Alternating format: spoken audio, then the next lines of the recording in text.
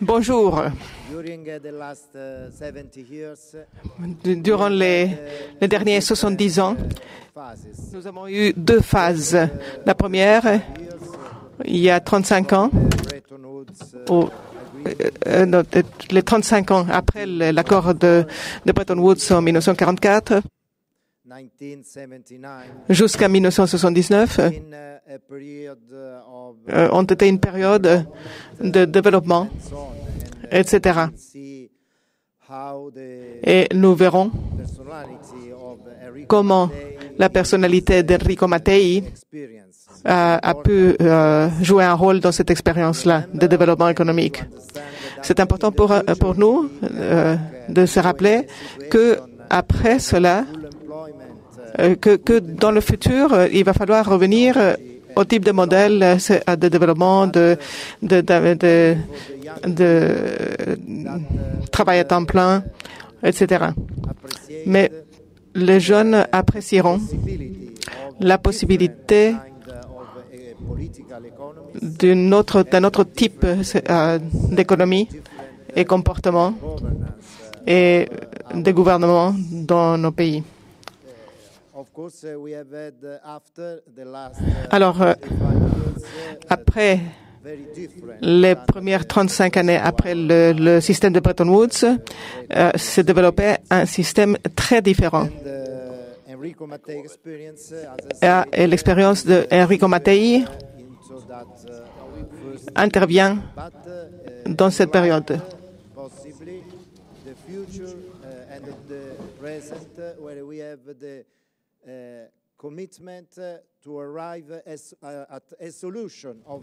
Pardon, il y a eu un problème dans la traduction.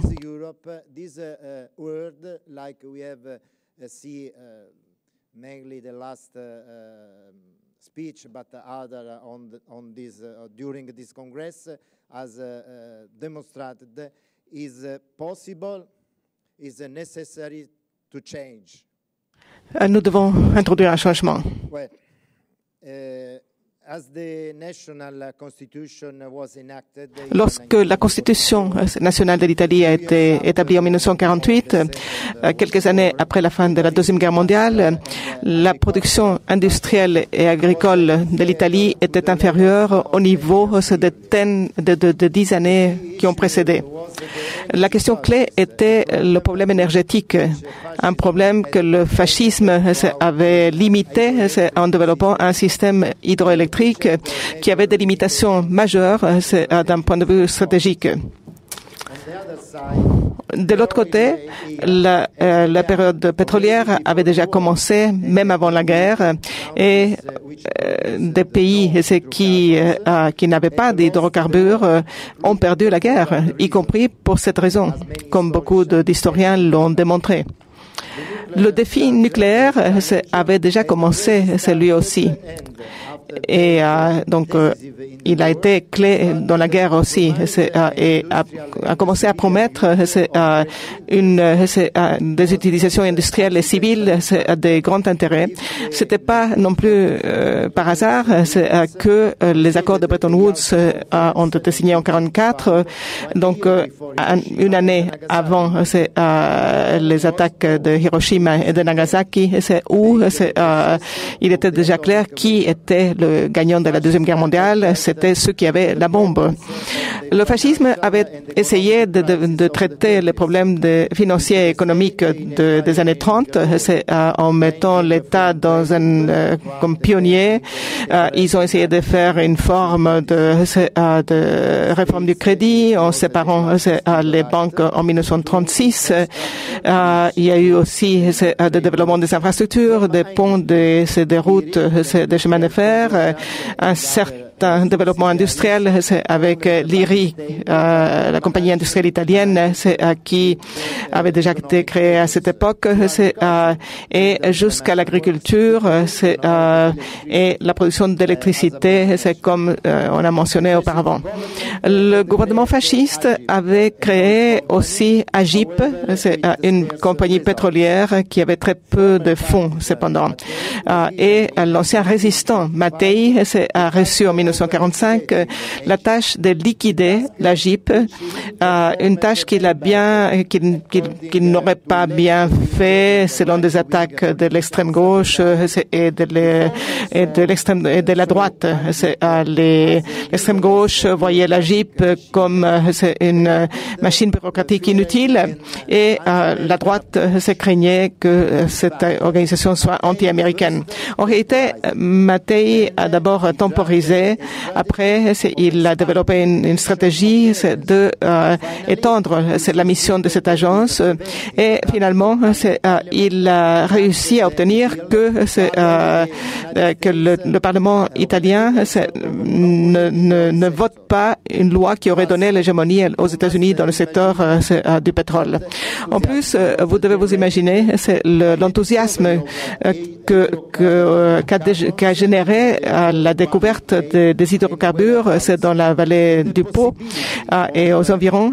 C'était la possibilité de revitaliser donc une agence d'État petite pour devenir un instrument qui a permis à l'Italie de sortir de sa pénurie énergétique qui avait duré pendant 40 ans. Matei a pris la direction de ce développement et il a vaincu la résistance.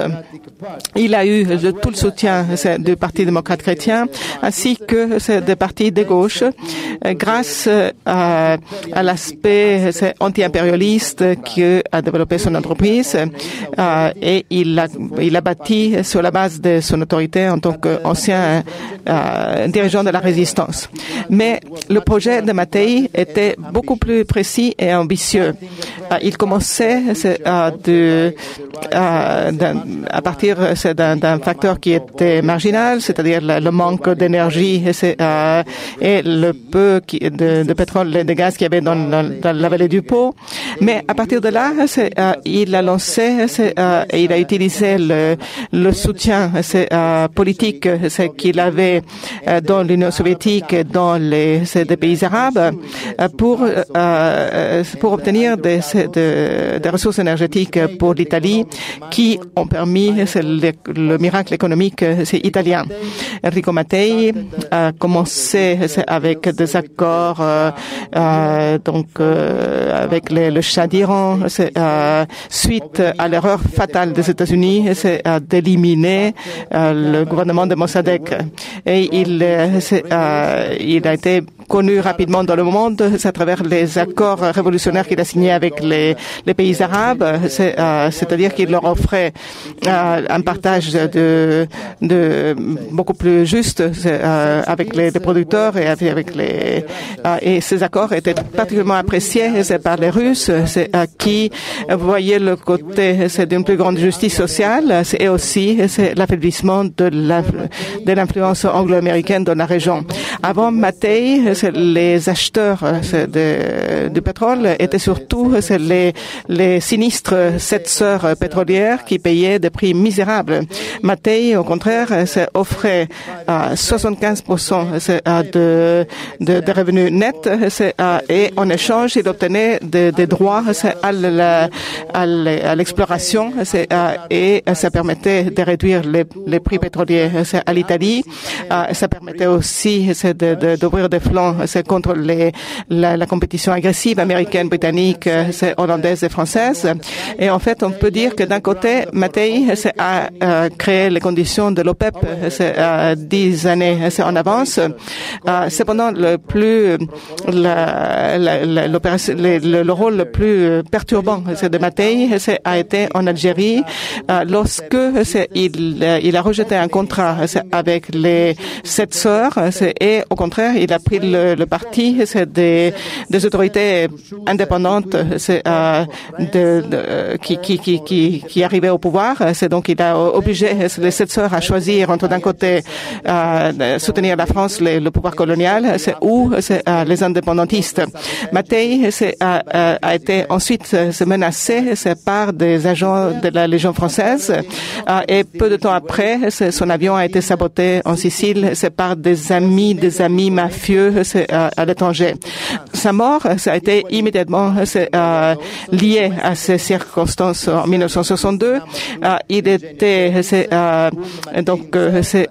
y a eu aussi une piste domestique à son assassinat, notamment son numéro 2, Eugenio Chefis, c'est que Mattei avait lui-même découvert et dénoncé comme un collaborateur de la CIA. Et donc, il y a eu une bombe qui a été posée dans les ailes de l'avion, comme il a été prouvé 43 ans plus tard. Cependant, donc Mattei ne peut pas être réduit à ça, parce qu'il était bien plus. C'est pas difficile de développer l'idée qu'ils obtenaient les contrats, c'est parce que d'un côté ils pouvaient concurrencer avec les 7 sœurs pétrolières en termes techniques, c'est extraire du pétrole des champs pétroliers de plus en plus enfouis. Et de l'autre côté, il avait aussi de la capacité de raffiner un secteur de distribution qui était aussi très importante. Toute la stratégie de Mattei était basée sur ses concessions d'exploration. Mais Mattei a aussi permis d'aller vers une intégration complète des accords qui allaient de l'exploration jusqu'à la pompe à essence et au-delà. Par exemple, c'est comme ça que l'équipement, l'industrie pétrochimique est née, ce qui était parmi les meilleurs du monde. Grâce à l'amélioration des économies d'échelle des industries italiennes, Mattei a pu conclure des accords avec la Russie, avec la Chine, avec des pays à travers tous les continents, pour construire des infrastructures importantes, ce qui impliquait la formation, la culture et d'étendre les accords internationaux.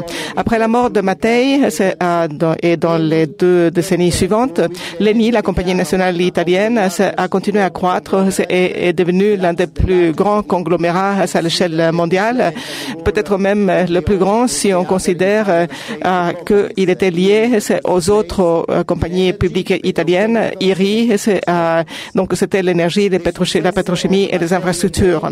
Le succès de Mattei et l'ENI a été possible parce qu'ils avaient une culture capitaliste dont le but était d'accroître les ventes. Ensuite, on ne parlait pas de maximisation de profits, c'est par rapport à son capital initial, mais surtout d'avoir une croissance maximale. Donc on cherchait surtout à s'étendre. La condition du succès de cette approche a été aussi le fait qu'on a sauvé l'industrie mécanique de Florence, Pignone, et qui avait été politique qui avait été promue par le maire de Florence, Giorgio La Pira. Et c'est devenu un grand succès industriel. Donc cette compagnie est devenue un leader mondial dans les turbines. Et dans les années 90, cette compagnie a été vendue par des gouvernements avec participation communiste de façon étonnante. Il a été vendu à General Electric, qui ont affaibli la compagnie et l'ont finalement détruite. Mattei a été aussi accusé d'être un grand corrupteur. C'est parce qu'il finançait tous les partis et il aimait bien dire que les partis étaient comme des taxis. Je rentre dedans, on conduit, je paye et puis ensuite je sors.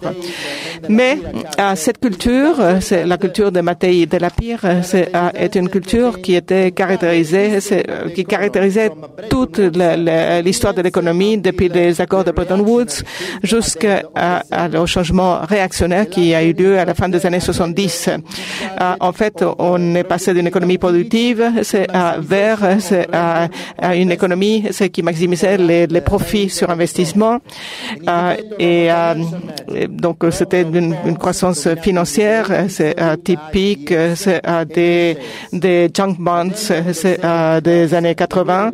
Et donc, c'est à la fin des années 70, l'économie physique a été sacrifiée sur l'autel de la finance et des promesses irréalisables qui nous ont conduits aux engagements impossible à réaliser, c'est un accroissement de la dette et une banqueroute générale dans le contexte d'un chômage de masse et un retour en arrière social. L'opposé a eu lieu à l'époque de Mattei et dans la décennie et demie qui est venue après lui, l'extension, la croissance a été la fondation du développement économique et les entreprises capitalistes, qu'elles soient publiques ou privées.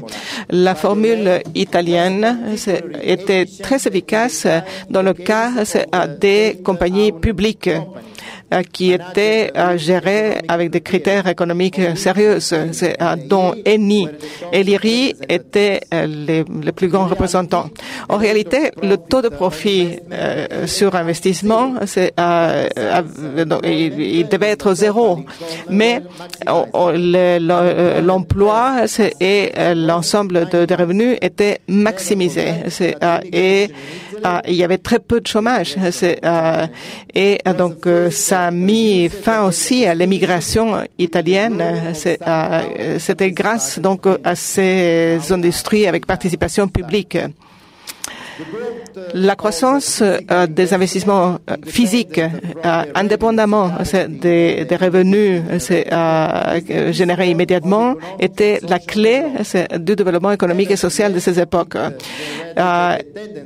Ça générait cependant la réduction du taux de profit avec une double conséquence, ce qui était que le rôle des actionnaires était réduit dans la compagnie et dans la société, et il a permis d'accroître une vision du futur dans les classes moyennes et dans les classes ouvrières. Contre cette perspective, il y a eu une réaction qui a été lancée contre la méthode Mattei. Au nom des profits financiers, des ressources limitées de la planète et de la réduction de l'impôt et des dépenses publiques, on a commencé à avoir donc une décadence économique. Mattei avait compris l'importance de l'environnement et de l'énergie nucléaire.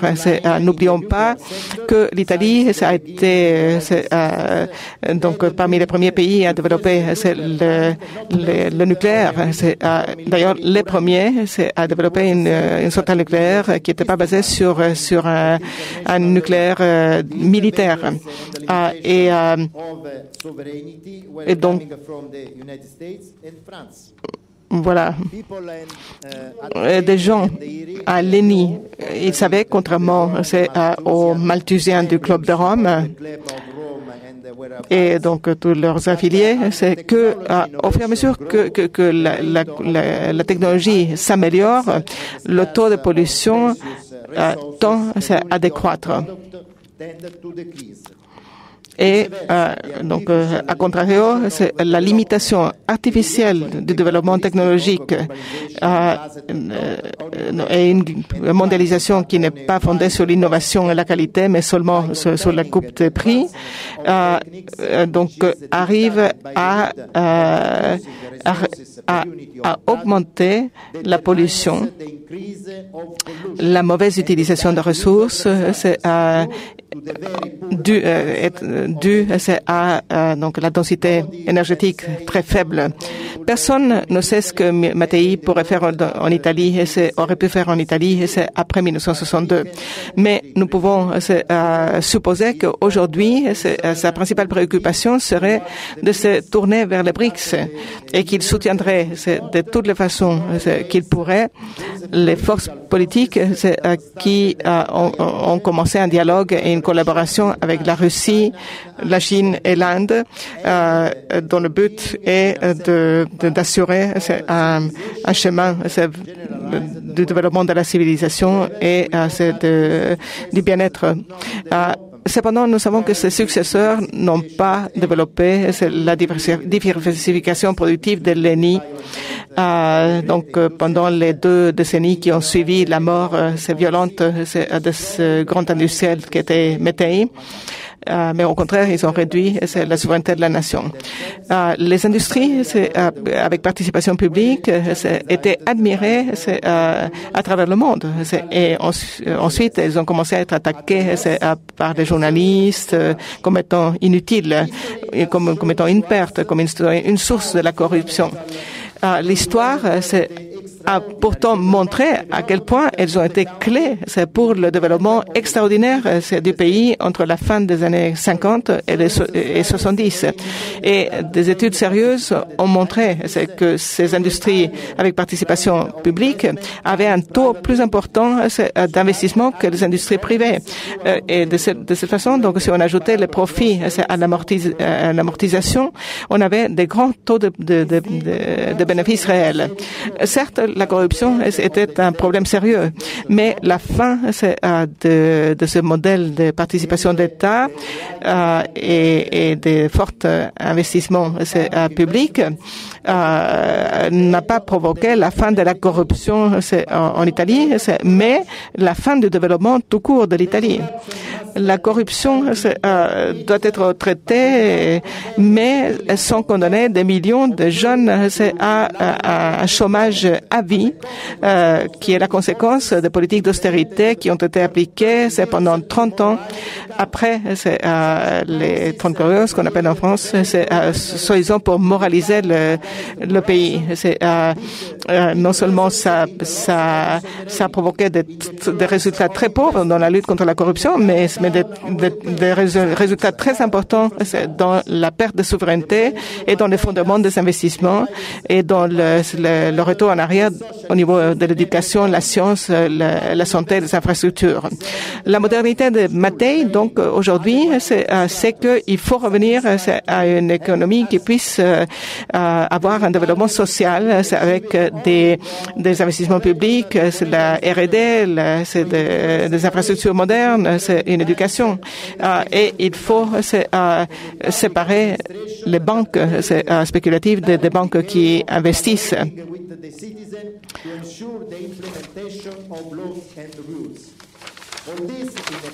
Tout cela, c'est dans un contexte d'une coopération parmi les États souverains qui, dans l'esprit du traité de Westphalie, se respectent mutuellement et partagent le bien commun.